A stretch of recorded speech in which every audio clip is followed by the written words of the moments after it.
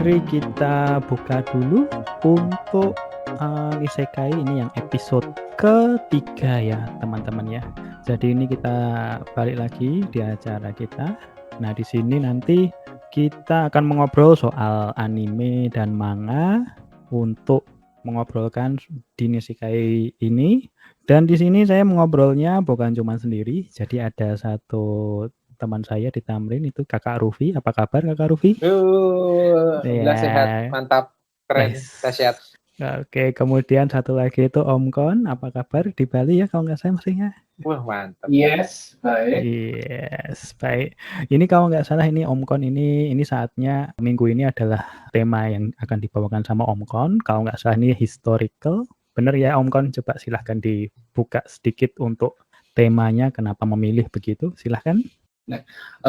Manga historical itu sering underrated ya. Maksudnya banyak sekali manga-manga historical yang nggak kalah seru dibandingkan dengan action atau dengan yang martial art kayak gitu. Contoh yang banyak orang yang mungkin tidak menyangka bahwa Vagabond itu kan historical itu. Oke. Itu kan orangnya asli, alur ceritanya berdasarkan kejadian yang pernah terjadi, jadi itu sebenarnya masuk kategori historical. Walaupun Oke. di covernya menuliskan kalau versi yang dia ceritakan itu adalah versi dari novel Musashi buatan Eiji Yoshikawa. Tapi Eiji Yoshikawa pun juga melakukan riset terhadap sejarahnya. Jadi menurut saya itu historical. Itu kenapa saya ingin mengangkat tema historical bahwa manga historical itu menarik loh gitu. Jadi membawanya ke lebih mainstream. Nah, ini yang cukup menarik juga. Jadi istilahnya kan Om Kon ini menilai bahwa ada sesuatu yang unik nih dari historical manga ini. Cerita-cerita yang kita dari masa lalu itu sebenarnya ada sesuatu yang kita bisa ambil. Nah, coba untuk kalau yang tadi kan yang Vagabond itu berarti kan ada salah satu yang poin yang memang Om Kon ini merasa oh ini bagus ini. Nah, untuk yang itu biasanya kalau misalnya untuk anggaplah untuk menarik orang lain begitu, Om Kon biasanya untuk menawarkan atau mempromosikan itu biasanya menonjolkan apanya untuk yang historical? Ya, sebenarnya historical itu dari storytellingnya sudah cukup unik ya, karena kita seperti membaca sesuatu yang kita sudah tahu ending dan jalan ceritanya. Karena ada dalam sejarah tentunya, kayak kita nonton, kita baca Kingdom misalnya. Kingdom kita tahu bahwa penyatuan Cina itu terjadi. Jadi kita tahu ini pasti nanti Cina akan berhasil disatukan oleh Qin Shi Huang. Nah, apa yang membuat menarik adalah finishnya kita tahu, tapi perjalanannya kita tidak tahu. Berbeda kayak One Piece gitu kan. Kita tidak tahu ujungnya ceritanya nanti seperti apa, apakah akan berhasil atau tidak. Ketika kita membaca Naruto, kita nggak tahu apakah Naruto akan berhasil menjadi Hokage atau tidak. Feel-nya berbeda. Jadi kayak bayangkan ketika kita membaca cerita detektif, tapi kita sudah tahu siapa pembunuhnya. Tantangannya adalah kita akan diceritakan gimana prosesnya itu terjadi. Nah, itu yang menurut saya style storytelling yang khas yang dimiliki oleh historical manga, yang jarang terjadi di manga-manga lain. Oke. Kalau Kakak Rufi, mungkin ada yang mau ditambahkan? Ya, tapi sebelum kita bicara lebih lanjut tentang historical manga, tapi kita mungkin bisa menyepakati dulu ya definisi historical manga itu yang seperti apa itu? Apakah harus secara tokohnya itu juga based on true gitu ya, story gitu ya, atau hanya latarnya saja gitu, atau tokoh, latar dan ceritanya juga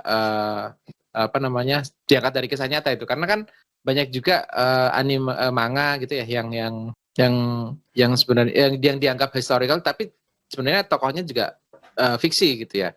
Sebut saja kayak Samurai X, gitu, Rurouni Kenshin gitu, atau Golden Kamuy gitu ya, atau atau bahkan mungkin bisa dikatakan anime-anime histori yang mungkin banyak menjadi mainstream gitu ya. Itu banyak kan malah yang tokohnya itu fiksi gitu. Dia hanya mengambil latar dan mungkin sedikit dari potongan sejarah saja yang dia masukkan gitu. Nah, kita sepakat dulu historical manga di sini seperti apa, mungkin kayak gitu sih. Gimana nih? Kalau menurut saya yang disebut historical manga itu adalah kejadiannya yang harusnya. Kalau tokohnya nggak nyata nggak apa-apa, karena seperti apa ya, Golden Kamuy ya, benar Golden Kamuy tadi, tokohnya Sugimoto itu kan belum tentu ada kan, kita nggak tahu Sugimoto. Tapi semua Itu kejadiannya seperti perang Russo Jepang itu terjadi. Nah, menurut saya itu masuk kategori historical. karena kan memang ada paling tidak ada 3 aspek lah, tokoh utama terutama, kemudian latar atau benar-benar cerita gitu yang berdasarkan kisah nyata gitu. Karena ada beberapa manga yang cuma punya 2 atau bahkan 1 dari ketiga aspek tersebut untuk disebut dengan historical manga gitu. Jadi kita sepakati dulu gitu. Kayak misal Rurouni Kenshin atau Golden Kamuy itu tokohnya itu tokohnya itu fiksi gitu. Walaupun didasarkan pada seorang nyata ya, kayak misal Kenshin Himura itu kan siapa namanya itu? Pokoknya dia ada inspirasinya. Dan Gadol Kamui juga dia ada inspirasinya yang tentang orang yang tidak bisa mati itu kan, yang meninggal tahun 2008 kalau nggak salah gitu. Nah kayak gitu-gitu. Jadi orangnya fiksi gitu walaupun didasarkan pada tokoh nyata. Nah, kita sepakati dulu nih yang mana nih yang kita bahas atau kita sebut sebagai historical manga. Nah, kalau menurut saya historical manga itu yang terpenting adalah latar belakang dan kejadiannya. Kalau misalnya kejadian dan latar belakangnya ini real dan terjadi di masa lalu, maka itu bisa disebut di historical manga. Jadi kalau tokoh utamanya itu fiksional, tapi tokoh-tokoh di sekitarnya seperti misal katakanlah Rurouni Kenshin. Di Rurouni Kenshin itu kan ada Shinsengumi kan, yang memang ada Isami Kondo, ada semua yang disebutkan walaupun tidak pernah muncul. Atau kejadian restorasi Meiji itu juga benar-benar terjadi. Walaupun tokoh utamanya fiksional itu tidak masalah, itu masih masuk kategori historical manga. Nah, bagaimana kalau tokohnya itu ada, latar belakangnya ada, tapi kejadiannya nggak ada? Itu seperti Record of Ragnarok. Itu kan mereka punya latar belakangnya ada, orangnya ada, tapi kejadiannya kan nggak ada. Nah, itu nggak historical. Menurut saya seperti itu. Sama kayak Gintama berarti ya. Gintama itu orangnya ada gitu kan ya. Kadang juga latarnya sebagai Shinsengumi kan ya. Kan ada Okita di situ, ada Shinsengumi gitu. Tapi terus ceritanya absurd gitu. Ya nggak jadi historical manga kan. Jadi kayak gitu sih. Dia setuju sih. Berarti mirip juga kayak One Piece gitu. One Piece kan orang-orangnya juga memang ada lah istilahnya. Ini yang ternama juga nih. Ini historical juga terus, dan memang ada masa yang memang bajak laut lah seperti itu. Cuman ya yang digambarkan kan istilahnya berbeda lah kejadian-kejadiannya ya kan. Jadi kalau memang secara cerita itu sama sekali tidak menggambarkan aspek historis, walaupun ada nama orang di masa lalu yang dipakai, ya nggak jadi historical manga. Mungkin kayak gitu ya? Ya kayak Gintama, terus menurut saya kayak gitu tuh. Baik. Oke. Baik lagi untuk Kakak Rufi, apa kira-kira kalau misalnya untuk definisi historical manga yang seperti itu atau historical anime seperti itu, kira-kira pernah nggak menerima atau ada poin menarik yang sempat membuat enak untuk menikmati medium itu? Sebenarnya agak berbeda dengan yang disampaikan oleh Om Kon tadi ya di awal, bahwa menariknya historical manga adalah kita tahu endingnya, terus bagaimana si autor itu meracik ceritanya yang sebenarnya kita tahu endingnya gitu. Justru kalau saya sih lebih menikmati manga historical yang tokohnya itu fiksi tadi gitu. Tokohnya fiksi tadi, sehingga si autornya itu bebas membuat endingnya si tokoh fiksi tadi sesuka dia gitu, sehingga endingnya nggak ketebak kayak Rurouni Kenshin. Oke, kita tahu bahwa ada restorasi Meiji dan lain sebagainya, endingnya akan seperti apa, membuka Jepang baru dan lain sebagainya itu seperti apa. Tapi kisahnya si Rurouni Kenshin kan kita nggak akan tahu ya gitu. Dia mau tarung sama siapa gitu, menang nggak sama Enishi itu kan nggak kan, karena tokohnya benar-benar fiksi, walaupun dia apa namanya Kawasaki Gensai kalau di apa namanya, kalau di Gintama kan di apa namanya diparodikan kan Kawasaki Gensai kayak gitu ya. Kawasaki bukan Kawagami apa gitu loh. Pokoknya gitu, jadi Kawakami mati. Nah, pokoknya gitulah. Nah, karena dia tokoh fiksi ya, tokoh utamanya, sehingga dia bisa membawa gitu. Mungkin agak berbeda dengan misal siapa namanya itu Elusive Samurai. Nah, Elusive Samurai itu dia tokoh utamanya asli tuh. Itu sama kayak yang tadi Om Koni sampaikan ya, kayak Vagabond tuh tokohnya asli. Jadi kita tahu si Elusive Samurai ini endingnya akan seperti apa, itu kita tahu. Dia akan bisa menang dengan si jenderal yang mengkhianatinya atau enggak, itu kita tahu gitu. Nah, terus terang kalau saya sih enggak terlalu suka ya. Ya ini basisnya ke selera sih gitu. Saya lebih suka historical manga tapi yang karakternya fiksi, karena kita jadi nggak benar-benar nggak tahu nanti endingnya seperti apa, karena cerita historisnya hanya sebagai latar atau mungkin bagian dari bagaimana dia menceritakan kisah dari si tokoh utamanya tadi. Kayak misal, tahu nggak misal film pertama yang mungkin kita tonton historical manga atau historical anime. Yang pertama kali saya tonton adalah Lady Oscar. Anda tahu Lady Oscar? Oke. Om Koni masih tahu nih harusnya nih. Om Koni tahu nggak ya? Nggak tahu, tapi nggak nonton. Saya nontonnya Candy. Entah kenapa saya bisa nonton anime dengan mata besar itu.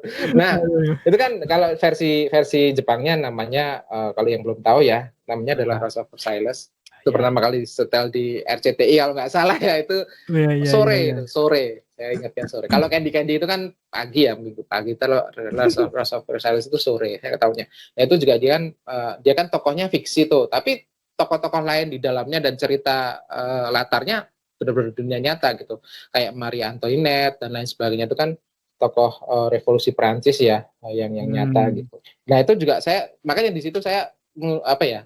Ya walaupun saya pas itu ya nggak tahu kalau ini ternyata saya taunya malah semuanya itu apa namanya fiksi semua, tapi kan ternyata Marie Antoinette itu bener adanya dan itu masuk ke sejarah Prancis kayak gitu. Jadi kayak apa ya, kayak merasa pas itu tuh kayak merasa bangga gitu loh, bisa tahu sejarah Prancis dari anime gitu. Itu sih salah satu kelebihannya itu. Walaupun saya lebih suka yang tokohnya itu fiksi gitu. Terus manga yang lainnya yang saya suka itu Ikkyu-san. Ikkyu-san itu juga diangkat dari tokoh nyata ya kalau nggak salah, Ikkyu gitu. Tapi memang bukan plek-ketiplek sih.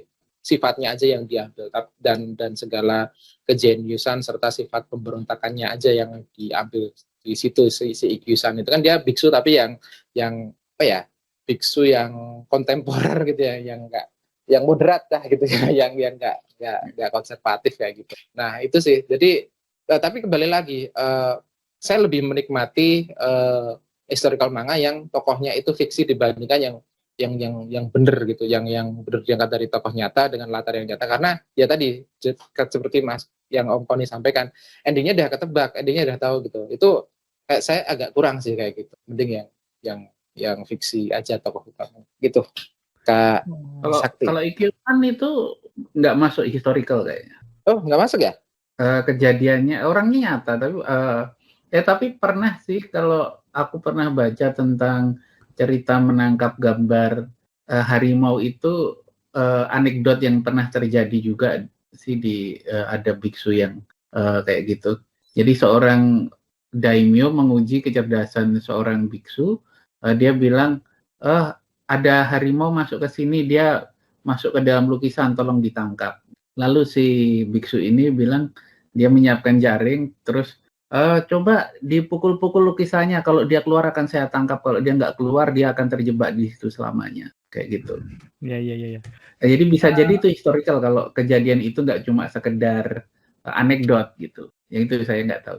Tapi ada cerita seperti itu. Nah, kalau untuk yang historical dengan berbasis karakter utamanya itu asli ya. Memang ada beberapa varian yang dan di Jepang itu memodifikasi sebuah sejarah itu dalam manga tidak apa-apa. Karena mereka tahu bahwa ini bukan sejarah, ini cuma cuma hiburan. Jangankan kok soal sejarah ya, yang agama saja mereka menganggap ya ini kan cuma hiburan. Contohnya seperti Buddha dan Yesus itu manganya itu. Oh yang iya, turun gitu ya. itu kan mereka tidak masalah gitu. Tidak ada demo atau tidak ada orang yang merasa tersinggung. Nah, kalau untuk historical sendiri kadang-kadang author itu membuat alur yang berbeda tapi secara garis besar tidak menyimpang dari kejadian aslinya. Jadi kayak misalnya yang lagi saya baca itu kan Kingdom. Ada yang tokohnya itu harusnya secara sejarah dia itu dihukum mati oleh kaisar. Tapi dia membayar orang untuk menjadi orang yang digantikan. Jadi dia melarikan diri, membuat kerajaan baru, sedangkan orang yang dia bayar itu dihukum mati oleh kaisar. Nah, di situ dikeluarkan catatan salah satu yang saya suka dari Kingdom adalah dia menarasikan seperti seakan-akan dia itu dokumenter. Jadi pada tahun sekian oleh sejarawan istana bernama ini orang ini dihukum mati gitu. Tapi di ceritanya itu dia melarikan diri. Dia berhasil melarikan. Nah, pada titik itu kejutan gitu. Itu kejutan. Kayak misalnya Apothecary Diary itu kan nggak bisa dibilang historical kan ya, karena nggak ada kejadiannya. Tapi ada di endingnya, ini udah boleh spoiler kan ya, udah lewat berhari. Di endingnya season 2 itu salah satu dari karakter utamanya itu menyeberang dari Cina, menyeberang lautan, dan dia bilang, namaku sekarang Tamamo. Nah, Tamamo ini ada cerita Ratu Tamamo di Jepang. Ratunya itu berasal dari Cina, yang disebut dia mempengaruhi raja untuk menjadi tiran, disebut keturunan rubah ekor 9 atau Tamamo. Ini kan kreativitas dari autornya, dan salah satu yang saya nantikan ketika membaca istilahnya historical yang strict gitu, itu adalah gimana sih kelihayan autor ini untuk membuat storytelling yang tidak bisa ditebak dalam kerangka yang sudah tetap. Jadi manuver-manuvernya dia di dalam jalan raya ini, kanan kiri depan belakang ini tetap berada di jalan raya ini. Contoh Kingdom, di Kingdom ada salah satu kegagalan yang disebabkan kesombongan tokoh utamanya. Tapi di ceritanya dirubah. Ini gagal karena emang jagonya si musuh, dan jadi lebih menarik. Jadi di di komen-komen itu mereka semua menyatakan, loh di sejarahnya nggak kayak gini, sejarahnya yang ini kalah gara-gara si jenderal ini sok-sokan saya bisa menaklukkan hanya dengan setengah pasukan, akhirnya kalah. Tapi di ceritanya dirubah, pasukannya tertipu sama strategisnya lawan. Nah, itu menurut saya salah satu hal yang menarik dari. Jadi kita sudah menduga ini dia jalannya ke depan nih, pasti akan ada konflik di situ. Ternyata melipir ke samping. Nah, itu serunya. Oke, berarti kan untuk serunya itu memang melihat dari apa yang sudah ada, kemudian dikelaskan dengan inspirasi dari si autornya gitu ya. Jadi menjadi sesuatu yang menarik. Dan untuk kali ini itu untuk yang menarik itu ada satu lagi sebenarnya, yaitu produk dan jasa yang mendukung podcast kita. Ya, ini iklan.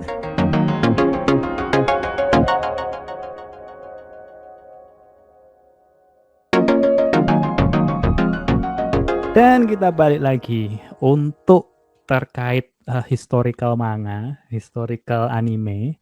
Ini kan yang unik itu adalah bahkan untuk sesuatu yang sudah fix itu diubah oleh author itu bisa menjadi sesuatu yang menarik.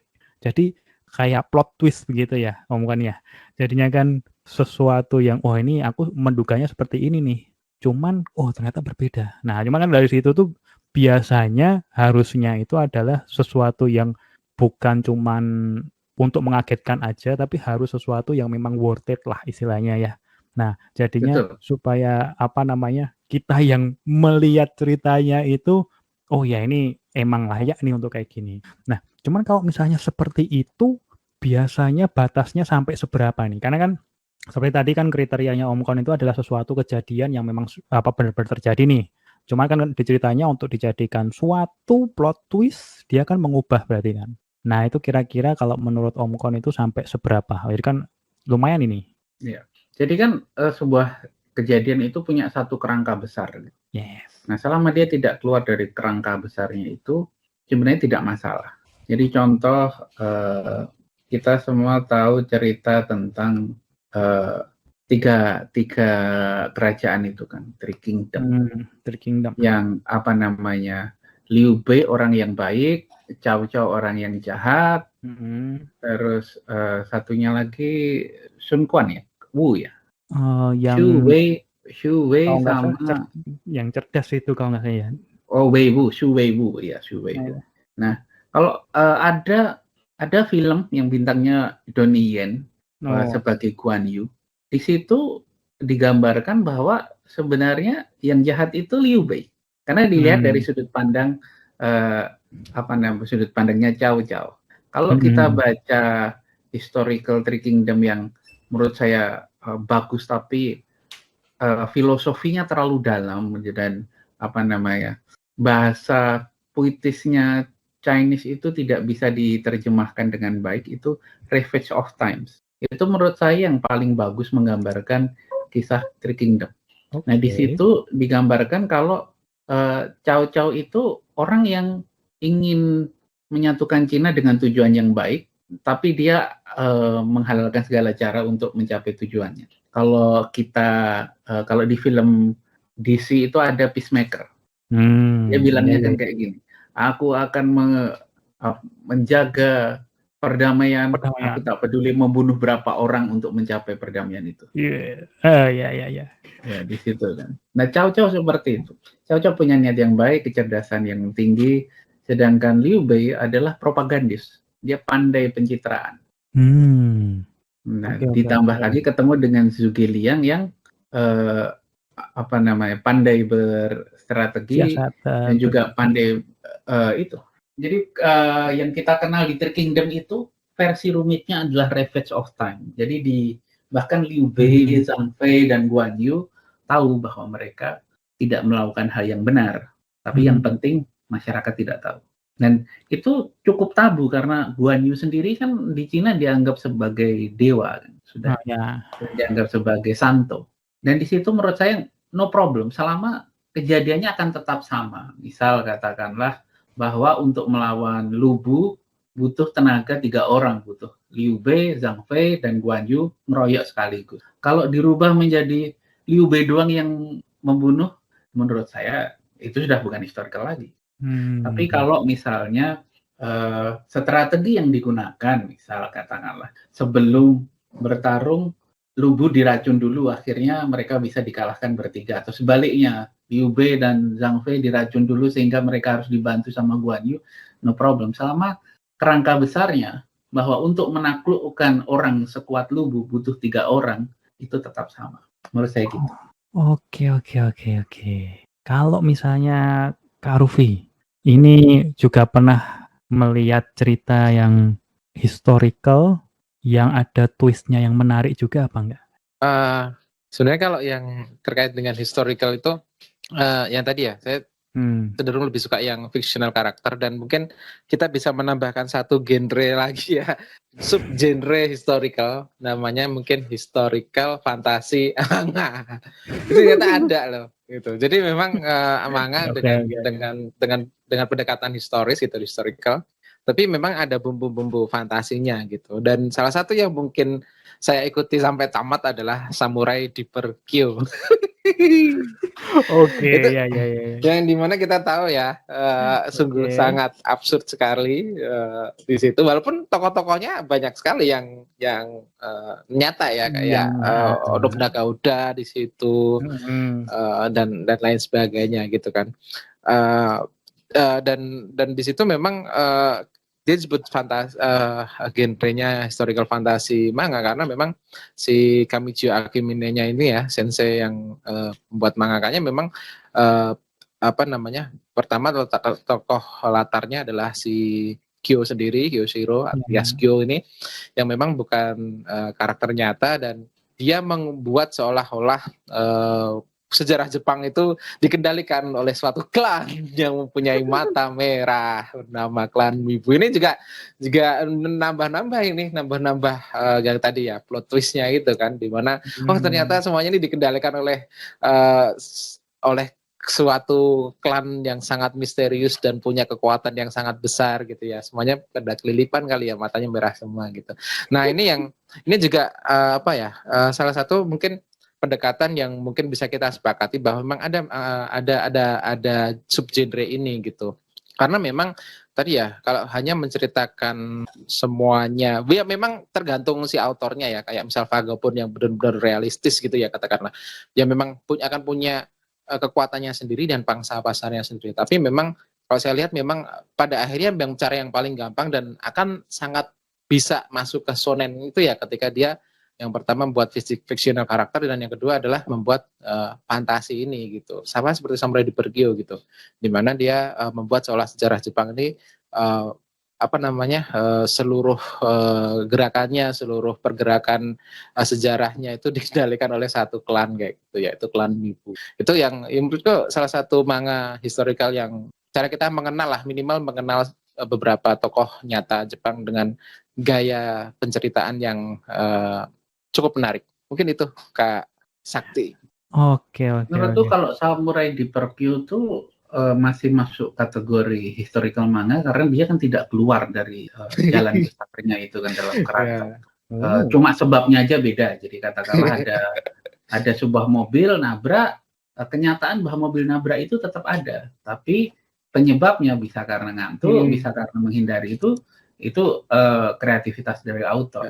Contoh kayak yang ada yang membuat postingan gitu di Twitter, shit posting itu. Jadi di Indonesia dulu tuh ada seorang raja yang pandai meramal kan, membuat ramalan yang sangat relatif akurat, sangat akurat juga, seperti bahwa tanah Jawa akan berkalung besi, akan dibangun rel, bahwa akan ada kereta yang tidak ditaruh oleh kuda, ada mobil. Nah ini kan si raja ini bernama Raja Joyoboyo. Ada orang Jepang membaca cerita itu terus ternyata Raja Joyoboyo. Joyoboyo ketika dibaca dari lafal Jepang ke lafal Inggris menjadi Joyoboyo. Nah itu terus menjadi One Piece. Kita nggak tahu apakah Oda terinspirasi dari Raja Joyoboyo. Tapi selama kerangkanya itu masih masih berada dalam sequence kejadian yang sama yang akan terjadi, seperti cerita bahwa sejarah Jalan Anyer Panarukan itu kan ceritanya yang berada di sejarah bahwa banyak orang mati bekerja tanpa dibayar. Nah, tapi ada juga yang membuat artikel bahwa sebenarnya Belanda itu membayar, cuma duitnya dikorupsi sama bupatinya, Bupati Panarukan dan Bupati Anyer. Nah, secara fakta bahwa Jalan Anyer Panarukan itu sudah jadi dan menyebabkan kematian banyak orang, itu kan tetap terjadi. Penyebabnya apa? Itu bisa lain-lain. Jadi kalau misalnya Vagabond sendiri kan tidak 100% sama seperti di bukunya Eiji Yoshikawa, karena saya baca bukunya Eiji Yoshikawa itu ada satu art yang divisif. Ada yang suka karena begitu filosofisnya, ada yang benci karena sama sekali tidak ada actionnya, yaitu farming art. Art terakhir dari Vagabond sebelum hiatus. Nah di situ banyak yang mengejek, ini bukan lagi Brave Venture Musashi, ini Brave Farmer Musashi, banyak kayak gitu. Ada juga yang menyatakan ini esensi dari kehidupan Musashi yang dia nantinya akan menulis buku filosofi 5 cincin itu dimulai dari farming arc-nya ini. Nah, farming arc-nya ini sendiri tidak ada dalam novel Musashi buatan Eiji Yoshikawa. Jadi menurut saya ini adalah kekreatifan dari autornya. Dan itu tetap bagus menurut saya.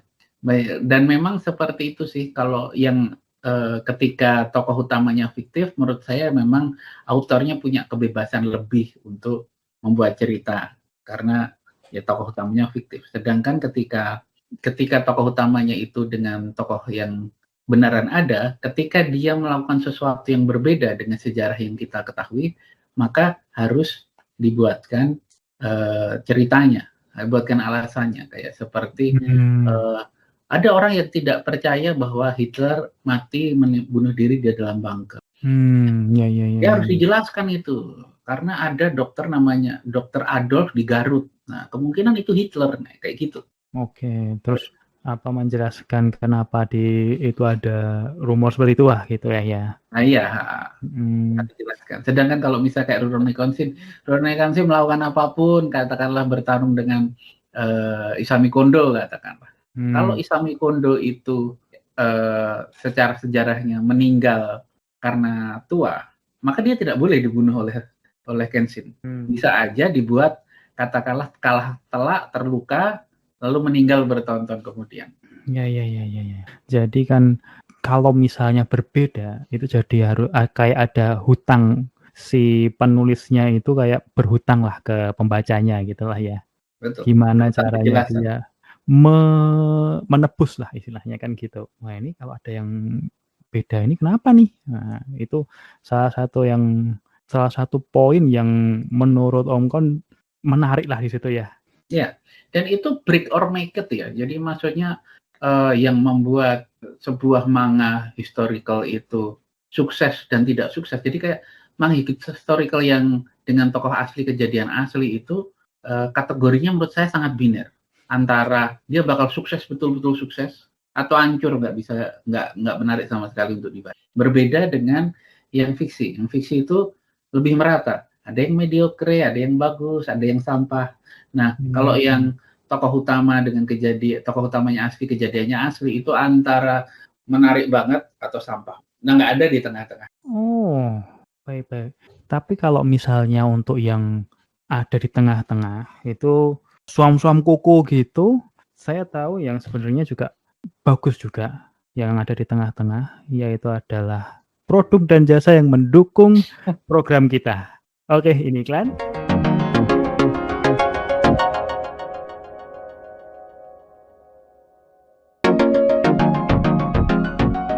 Dan kita kembali lagi untuk terkait bagaimana author itu bisa menggiring kita untuk sesuatu yang berbeda dari yang kita tahu. Nah, salah satu yang aku tahu istilahnya tools yang bisa digunakan oleh author itu adalah unreliable narrator. Bisa jadi juga seperti itu. Jadinya misalnya di kejadiannya itu sebenarnya seperti ini loh, yang kalian tahu tuh sebenarnya itu bukan kenyataannya loh. Nah, itu juga bisa. Jadinya kita bisa menerima dalam tanda kutip, ini sejarah yang sebenarnya. Terus kenapa ceritanya itu membelok? Nah, itu seperti itu pun juga bisa sebenarnya. Nah, kalau yang seperti itu adalah teknik yang digunakan oleh autornya Sanao Yoshitsune. Nah, seperti itu. Sanao Yoshitsune itu autornya memulai komiknya tidak langsung dengan cerita sejarahnya, tapi penemuan buku catatan yang menyatakan bahwa kejadiannya nggak kayak gitu loh. Gitu. Nah, kayak misal katakanlah, dikatakan bahwa si A itu meninggal di ibu kota tahun sekian-sekian. Terus ternyata ada catatan buku harian bahwa si A ini berhasil melarikan diri dan hidup di kota B selama bertahun-tahun dengan nama ini, dimakamkan dengan nama ini, kayak seperti itu. Jadi sejarahnya sendiri menjadi unreliable narrator. Dan itu teknik yang menurut saya sangat valid karena sebagaimana kita tahu sejarah itu ditulis oleh pemenang. Jadi kalau dari sudut pandang Jepang, sudut pandang Belanda pada waktu kita berusaha meraih kemerdekaan, kita ini pemberontak, Bos. Iya. Dan di Jepang, Anda bisa tanyakan, seperti Haruka Nakagawa itu menyatakan, saya nggak tahu kalau Jepang menjajah Indonesia. Di Jepang tidak pernah diajarkan seperti itu. Dan itu wajar karena Jepang nggak mungkin menjelekkan diri sendiri. Bahkan di Indonesia, kalau kita ke Timur-Timur, di buku sejarah mereka, itu ada penjajahan oleh bangsa Indonesia. Dan kita nggak pernah diajarkan di kita bahwa kita itu menjajah Timur-Timur. Nah, disitulah unreliable narratornya yang membuat kita, autor punya ruang untuk berkreasi. Bahwa catatan sejarah sendiri itu memang unreliable. Jadi di situ yang benar-benar kelihayan seorang autor di situ yang akan membuat manganya ini menjadi menarik atau menjadi slop yang membosankan, yang mending aku baca buku sejarah aja deh kalau kayak gini, ini cuma buku sejarah bergambar. Ya. Kita harus melihat juga, oke, ini dibawa ke arah sini itu apa sih yang mau diceritakan sama autornya gitu kan lah ya. Harus ada apa intisari yang mau dia ceritakan gitu. Nah, kalau Kakak Rufi kira-kira untuk ceritanya ada kepikiran historical yang lain yang kira-kira unik yang mungkin ada unreliable narator juga? Oh jelas. Kalau unreliable narator mah itu Record of Ragnarok itu. Itu kan kalau kita lihat masa lalunya tokoh-tokoh yang bertarung itu terutama dari manusia ya. Itu kan pada nggak jelas semua ya. Dari episode pertama bahkan, chapter pertama bahkan siapa namanya Lubu gitu kan. Lubu kan diceritakan kalau secara historis yang beredar itu kan dia menangis kan ketika mau digantung. Dan ketika di situ kan dijelaskan bahwa dia sebenarnya nggak nangis. Dia nangisnya kenapa? Ya gitulah. Ini spoiler ya gitu. Terus udah itu keluar lama. Si Adam lah, itu si Adam itu pertarungan kedua lah yang ada melawan Zeus itu. Zeus. Itu juga Adam bagaimana ini, mohon maaf ya, ini karena bercakup dengan sangat berkaitan dengan religi agama gitu ya. Bagaimana cara Adam dikeluarkan dari surga kan di situ kan benar-benar diubah seenaknya si autornya kan kayak gitu. Walaupun tadi kan Mas Tom Pon kan bilang kalau Record of Ragnarok itu ada aspek historicalnya juga gitu. Tapi benar-benar masa lalunya si manusianya yang di sini menjadi petarung mewakili manusia untuk dewa itu kan juga digambarkan banyak yang tidak sesuai dengan catatan sejarah yang kita tahu atau catatan agama tertentu kayak gitu. Itu yang mungkin ya tapi di sisi lain juga jadi menarik sih, maksudnya ya kita bisa tahu bagaimana segila apa seorang mangaka untuk membuat historis manusia itu bisa sangat berbeda dengan yang tertulis dalam sejarah, itu menjadi sesuatu hal yang menarik selain pertarungan yang tidak bisa kita tebak siapa yang menang sih kayak gitu Kak. Iya. Apalagi bisa mengkreasikan Jack the Ripper untuk yang spesial seperti itu melawan Hercules dan sebagainya. Iya. Itu juga sebenarnya cukup menarik dalam artian memang punya ruang untuk menceritakan ulang sejarah-sejarah bukan hanya dari satu karakter saja begitu ya. Itu yang cukup menarik juga, yang aku baru terbuka lah untuk yang kali ini juga. Bagaimana kalau misalnya Kakak Rufi selain yang ini pun juga unreliable narator dalam artian memang ya basisnya itu kan untuk memperkuat clash-nya, konfliknya antara dua karakter lah istilahnya begitu ya. Ya, tapi untuk next-nya memang bukan ke sejarahnya itu sendiri. Nah, kalau menurut Om Kon ini yang Record of Ragnarok ini seperti apa ini? harusnya masuk sih ini. Cuman Ragnarok itu dibilang unreliable narator juga susah kan, karena kita nggak mendengar itu narasi dari siapa gitu. Sebenarnya kan ini kalau kita baca itu semuanya ini dimulai oleh Brunhilde kan. Brunhilde. Nah, yang kita tidak tahu kenapa Brunhilde menyarankan untuk melakukan Ragnarok gitu. tujuannya apa penyebabnya, yang di ending-endingnya itu di chapter-chapter terakhir ini baru kita tahu apa alasan Brunhild itu semarah itu sampai berusaha untuk melakukan Ragnarok. Ya, ya, Nah, ya, ya, terus ya. masih reliable sih.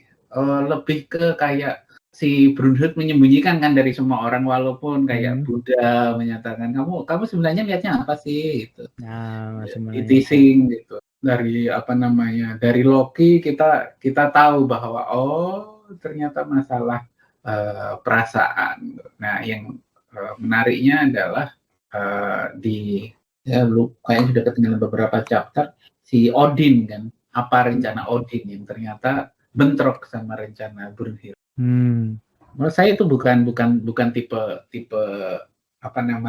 unreliable narator sih, karena naratornya Brunhild dan masih lurus-lurus aja nih, kita belum ditipu nih sama Brunhild. Oke. Tapi apakah termasuk juga dia itu ada unsur historikalnya juga kalau menurut enggak. Kan tokohnya saja yang nyata. Tapi kejadiannya kan tidak ada. Secara teknis kan mereka kalau melihat animenya itu kan pertarungannya itu diselingi flashback begitu. Nah, flashback-nya itu sebenarnya flashback-nya itu kan lebih ke karakterization-nya, kan lebih ke karakter latar belakang. Nah, tadi kan kita sepakati dari awal kan bahwa kategori historical itu mau historical asli ataupun historical fiction itu baru bisa disebut historical apabila kejadian di dalam story-nya itu nyata dan latar belakangnya nyata. Tokohnya nggak nyata nggak apa-apa. Sedangkan Record of Ragnarok adalah tokohnya nyata, latar belakangnya nyata, kejadian di dalam ceritanya yaitu pertempuran para dewa dengan manusia terkuat itu kan nggak ada. Jadi tidak bisa disebut historical.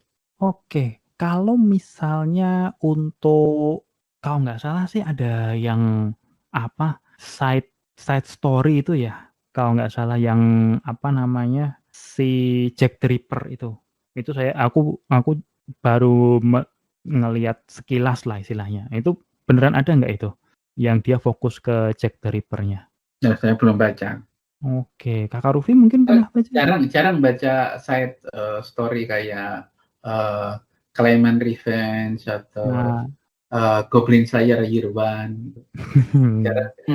Nah, kalau Kakak Rufi mungkin pernah baca untuk itunya? Siapa tahu bisa. Sama sih belum lihat. Tapi ya tetap sih kalau menurut saya agak sedikit berseberangan. Jadi ada yang namanya historical fantasy manga itu sih yang membuat suatu anime. Kayak seperti Samurai Depergyo itu nggak historical saja, tapi historical fantasy manga. Dimana kan kita nggak mungkin dunia nyata, nggak mungkin kan kayak Sarutabi Sasuke bisa ngeluarin es kayak gitu ya, atau yang lainnya bisa ngeluarin api atau bagaimana untuk membakar dan lain sebagainya dari pedangnya gitu. Ya kalau mungkin seperti Samurai X lah yang si Shishio tiba-tiba bisa membakar ya itu nggak terlalu fiksi lah gitu. Kita bisa mengatakan ya udahlah gitulah ya. Mungkin itu hiperbola atau gimana. Toh ya dia nggak mungkin gerakan berpedang sampai menghilang kayak si Kenshin lakukan dengan jurus 9 naga kayak gitu kan. Nah tapi kalau di Samurai Depergyo kan memang benar-benar fantasi kan. Ada es, benar-benar ada gunung es gitu kan, dengan kekuatan pedangnya bisa munculin api dan lain sebagainya. Nah, kalau ketika kita punya sub genre ini itu bisa sangat fleksibel untuk si autor untuk mengubah, menambahkan atau memberikan entah itu cerita baru, skill, senjata ataupun perkembangan karakter kayak gitu ke tokoh utama yang mungkin itu berasal dari cerita atau dari sejarah nyata seperti itu. Nah, sama seperti kalau saya belum nonton yang si set story-nya yang Jack the Ripper, tapi kalau memang seandainya dia disebut dengan historical fantasy manga, ya sah-sah saja itu ketika dia menceritakan Jack the Ripper ala si autornya gitu. Walaupun mungkin tetap latar belakangnya pasti tetap kan London gitu ya, tahun abad sekian kayak gitu, yang memang ketika saat itu Jack the Ripper-nya eksis dan melakukan teror, pembunuhan segala macam itu. Walaupun ada tambahan fantasinya tadi di mana mungkin seolah-olah si autornya tahu si Jack Ripper-nya ngapain kayak gitu. Kan kalau kita lihat dari catatan sejarah yang asli kan kita sampai sekarang masih sesuatu yang misterius ya, siapa Jack the Ripper dan apa motifnya kayak gitu-gitu kan sampai sekarang masih jadi perdebatan gitu. Ada yang menebak-nebak kayak gitu, tapi nggak ada yang tahu pasti. Ketika autor tahu pasti kan ya berarti itu fantasi kayak. Ya, Dan salah satu yang paling karakter dari historical manga adalah timeline story utamanya itu harus terjadi di masa lalu. Kalau misalnya kita tidak bisa menentukan timelinenya itu kapan, nah itu nggak bisa di historical manga juga. Dan Record of Ragnarok masuk pada kategori itu. Kita nggak tahu pertempuran Ragnarok ini apakah di masa depan atau di masa sekarang. Samurai Deeper jelas dia berada di masa di masa Tokugawa kan. Tokugawa, ada Oda Nobunaga, kita tahu itu terjadi di masa lalu. Kita nggak tahu di Record of Ragnarok itu apakah terjadi di masa depan atau masa lalu, sudah kejadian terus kita sisanya. Jadi itu yang menurut saya membuat Record of Ragnarok sama sekali nggak bisa dimasukkan ke historical. Timeline-nya nggak jelas. Jadi kalau misalnya ada yang bilang, ada yang bikin teori bahwa One Piece adalah kejadian di masa lalu. Nah, kalau memang bisa di di endingnya nanti dia itu menyambungkan dengan sekarang dunia begini-begini karena Luffy, terus benua terpecah bla bla bla jadi seperti dunia yang sekarang, bisa dinominasikan. Tapi kan kita nggak tahu, bisa aja bahwa kalau misalnya dianggap One Piece itu berada di masa depan kan bisa aja habis perang bla bla bla, bumi berubah menjadi benua-benua menyatu menjadi red line, 800 tahun tidak ada sejarah, ya sudah. Tapi bisa aja di masa depan. Menurut saya itu. Oke. Cuman memang itu lebih ke hal-hal yang memang terjadinya di masa lalu, dalam artian diperolehnya itu di masa lalu, cuman bukan masalah kejadian. Jadi kayak mungkin ada yang pernah lihat yang Ascendance of a Bookworm gitu, ada yang pernah tahu? Dia termasuk isekai, cuman terkait untuk ilmu untuk dia sendiri sebagai bookworm dan ingin menjadi pembaca. Nah, jadinya kan di situ dia menceritakan semacam sejarah untuk yang terkait ilmu untuk membuat buku dan lain sebagainya, itu dia diceritakan sejarahnya dan sebagainya. Tapi memang itu secara teknis dia, karena memang dia isekai, memang bukan di dunianya kita juga. Nah, cuman memang di situ ada sejarahnya terkait untuk itu yang aku sebenarnya cukup menikmati juga. Nah, cuman memang secara teknis disebut historical mungkin nggak bisa sesuai dengan definisinya Om Kon, tapi secara informasi untuk sejarah dari suatu topik terkait buku misalnya itu cukup menarik kalau menurutku, dalam artian kita dapat informasi dari situnya. Nah, ini juga salah satu salah satu dari genre yang sering beririsan dengan historical itu adalah time travel. Nah, salah satu historical time travel yang sangat mainstream sekali di Indonesia yang nggak tahu udah tamat atau belum, itu adalah Legenda Naga. Shiro sama siapa itu ceweknya, lupa. Masumi, itu kan dia Masumi, Shiro dan Masumi. Betul, itu historical. Kejadiannya di masa lalu, orangnya ada, kejadiannya ada, orangnya fiktif kan, Shiro dan Masuminya, dan time travel. Nah, tapi kalau isekai kayaknya tidak bisa beririsan gitu. Karena ya pasti kejadiannya nggak ada kan. Tapi menurut saya yang salah satu yang historical yang paling mainstream sekarang mungkin Kingdom. Dan Kingdom ini kenapa dia menarik? Pertama, actionnya bagus, jadi sangat shonen. Terus juga menarik untuk dibaca yang menyukai strategi. Jadi gambaran perang kolosal itu saling menipu, saling adu kecerdasan itu tergambar dengan jelas tanpa tulisan yang terlalu banyak. Kan kadang-kadang kita terlalu itu kan, terlalu banyak tulisan seperti Hunter x Hunter chapter-chapter akhir lah. Ketika pengarang Hunter x Hunter menjelaskan power system baru, struktur organisasi baru, dia kan nulis banyak sekali itu. Ya. Sedangkan di Kingdom tulisannya nggak terlalu banyak, tapi kita tahu bahwa si tokoh utama kita akan melakukan serangan ke kanan. Ternyata musuh melakukan serangan ke kiri dan kita merespon ke kiri, ternyata dia memang mau ke kanan. Kayak gitu.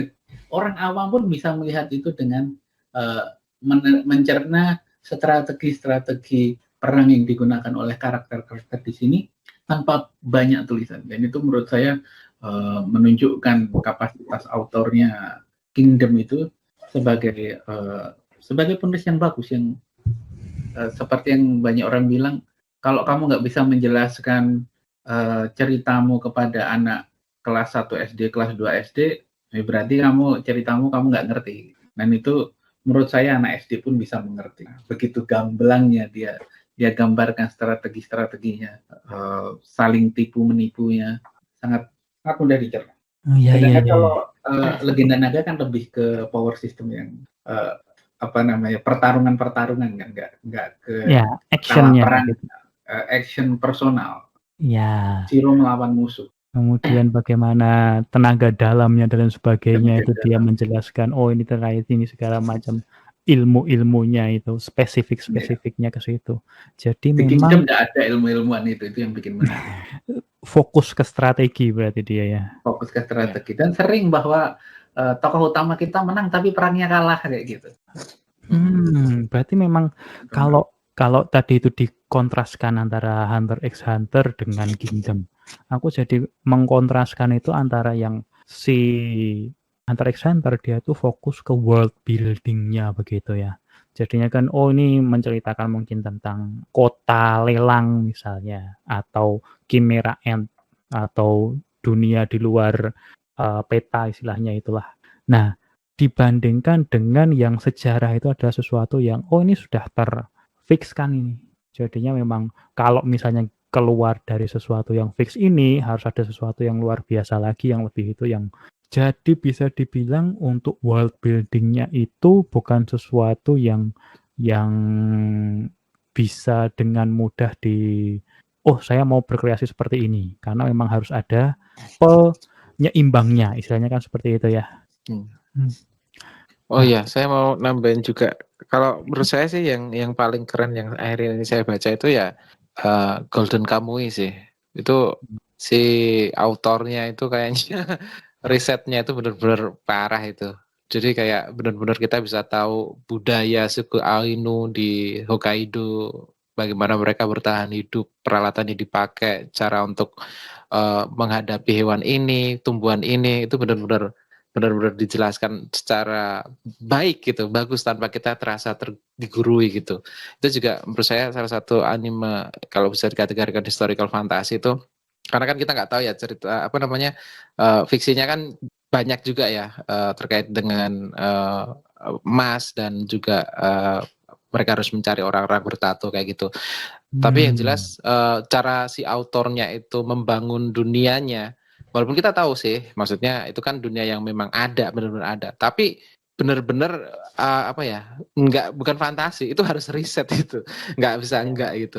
Itu bahkan menjadi salah satu fenomena di kalangan pecinta manga ya, di beberapa forum-forum di mana para pembacanya itu benar-benar salut dengan bagaimana si autornya bisa tahu sebanyak itu. Ya karena mungkin salah satunya karena si autornya juga kelahiran Hokkaido kali ya gitu. Jadi dia sedikit banyak pasti sudah punya basicnya itu. Tapi bagaimana dia mengumpulkan informasi sebanyak itu, tapi bisa dijelaskan satu persatu loh dalam setiap chapternya gitu ya, dalam beberapa chapternya gitu, untuk kita pembacanya jadi tambah ilmu juga gitu.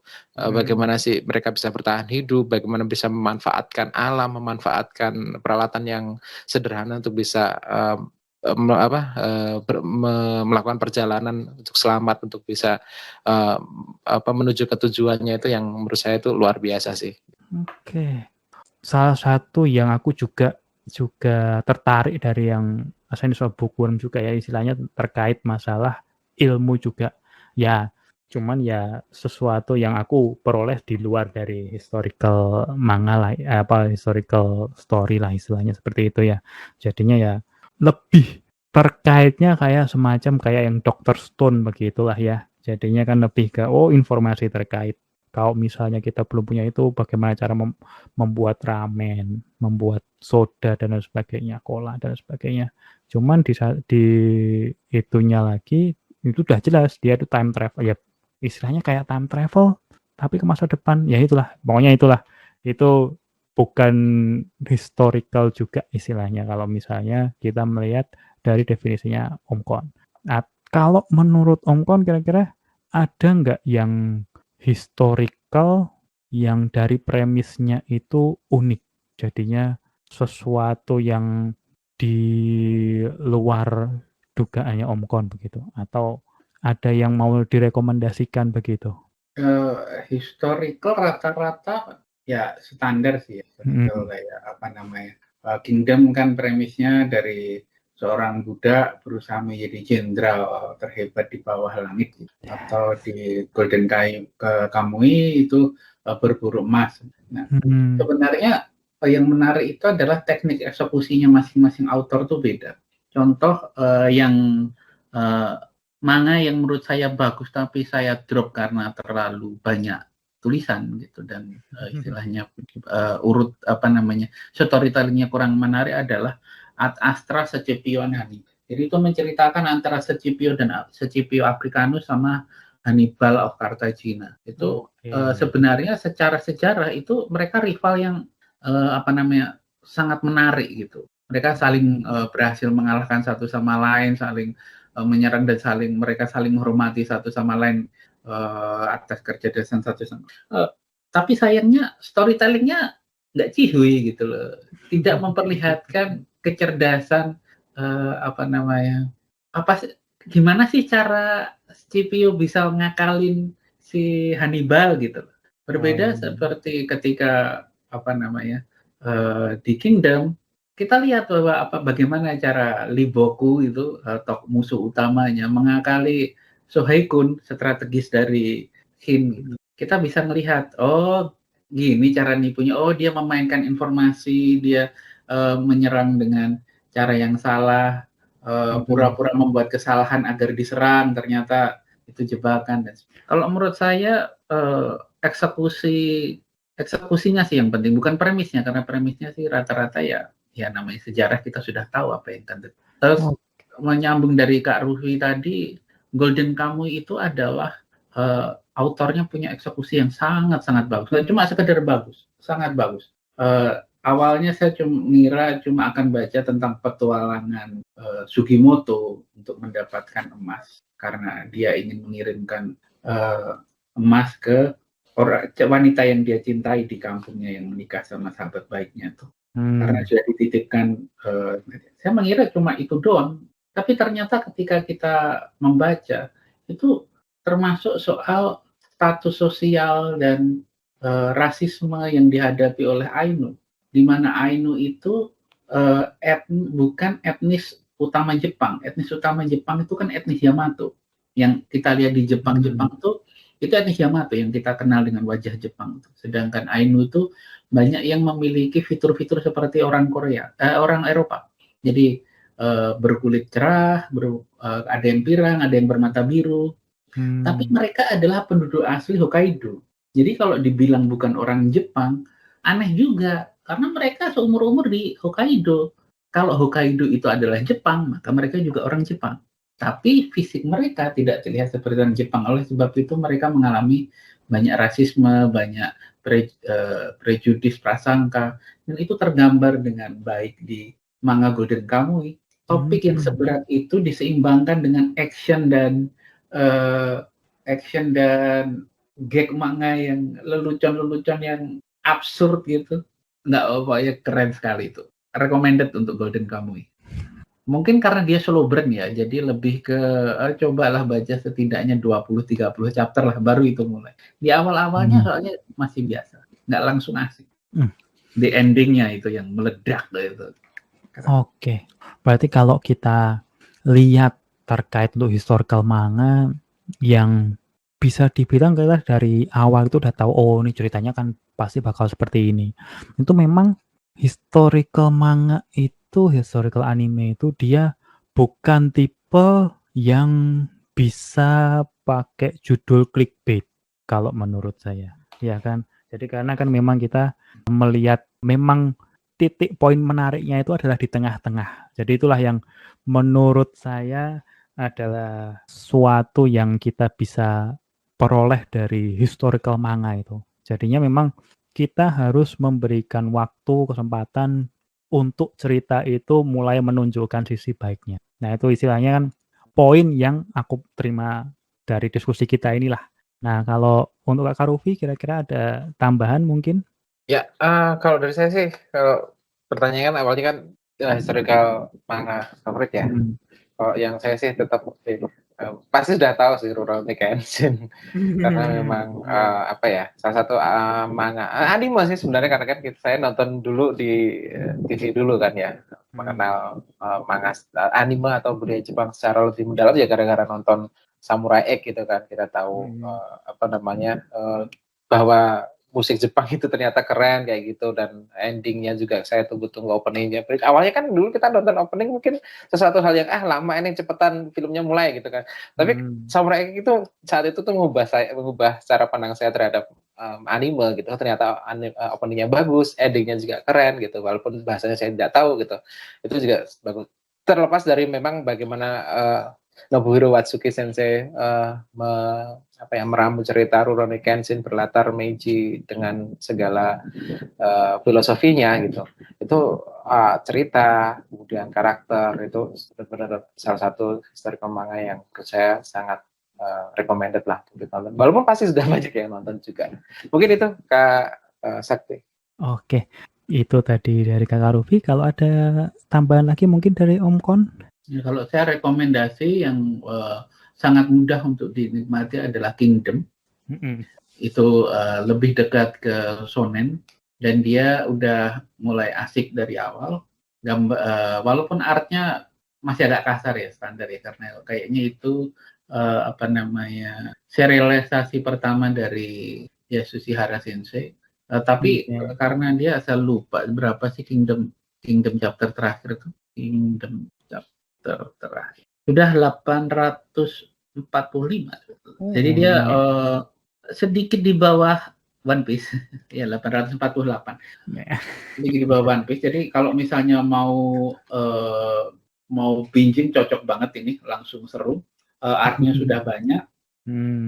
Terus kalau misalnya pengen yang lebih komplit, yang kira-kira kalau nonton dan kita ketawa, kemungkinan kalau baca Golden Kamuy kita juga ketawa. Golden Kamuy. Jadi rekomendasi saya Kingdom sama Golden Kamuy. Oke, baik, itu tadi 2 rekomendasi dari Om Kon, dan juga ada beberapa juga yang sempat disebutkan oleh Kakak Rufi juga. Jadi ini adalah diskusi kita terkait historical manga dan anime. Bagaimana dengan kalian? Apakah ada cerita-cerita yang mungkin kalian yang sudah sempat baca terkait historical? Mungkin ada yang mau mendebat definisinya Om Kon, mungkin ada yang aku punya sejarah ini gimana ya, misalnya kalau diceritakan dalam manga itu kayaknya asik ini. Nah, mungkin kamu ada suatu usul atau suatu impian untuk terkait historical, coba dituliskan di komen di bawah. Dan terima kasih sudah menemani kita berdiskusi di sini, dan sampai jumpa di lain waktu. Terima kasih.